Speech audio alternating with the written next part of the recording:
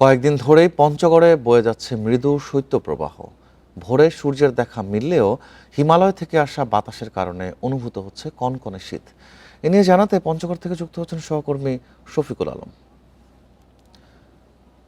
আর শফিক, পঞ্চগড়ে তীব্র শীত থেকে বাঁচতে নিম্ন আয়ের মানুষের জন্য কোনো উদ্যোগ নেওয়া হয়েছে কিনা এবং শৈত্যপ্রবাহ কতদিন চলতে পারে বলে জানিয়েছেন আবহাওয়াবিদরা?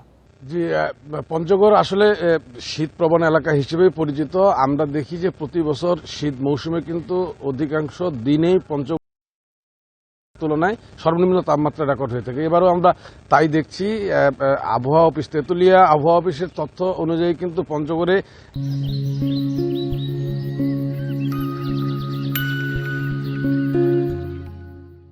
টানা 5 দিন ধরেই কিন্তু মৃদু শৈত্যপ্রবাহ বয়ে চলেছে।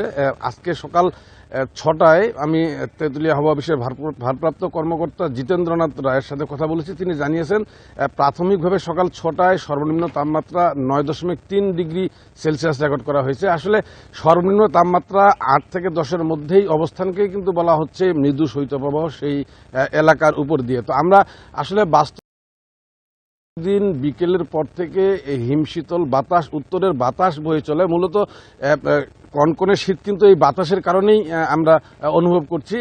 পাশাপাশি যখন সূর্য উঠে যায়, সূর্য ওঠার পরে কিন্তু রৌদ্র চারিদিকে ছড়িয়ে পড়লে তখন কিন্তু শীতের সেই তীব্রতা কমতে থাকে। এক পর্যায়ে দিনে তেমন শীতের অনুভূতি থাকে না। তো আমি নিম্ন আয়ের মানুষ, পঞ্চগড়ের যারা কৃষি শ্রমিক, যারা দিনমজুর শ্রেণীর মানুষ, যারা সকালে কাজে যোগ দেন, তারা আসলে একটা দুর্ভোগ থাকেই সকালের দিকে। আর আপনি যেটি বলছিলেন যে দুস্থ, আমি পঞ্চগড়ের জেলা প্রশাসক কাজী মোহাম্মদ সাহেমুজ্জামানের সাথে কথা বলেছি।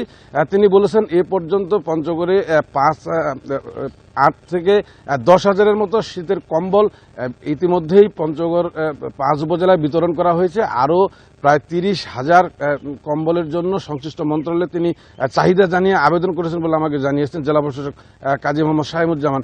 তো আমরা আসলে দেখছি যে প্রতিদিন সকালের পর থেকেই যখন সূর্য উঠে তখন কমে গেল, বিকেল থেকেই কিন্তু আবার কনকনে শীত শুরু হয়ে যে কুয়াশা কিন্তু আসলে নেই।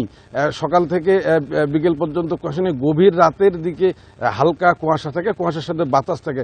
এই বাতাসের কারণেই মূলত কনকনে শীত এবং শৈত্যপ্রবাহ বয়ে চলেছে পঞ্চগড়ের উপর দিয়ে। এই ছিল শীত পরিস্থিতি নিয়ে পঞ্চগড় থেকে সর্বশেষ। শফিক, আপনাকে ধন্যবাদ।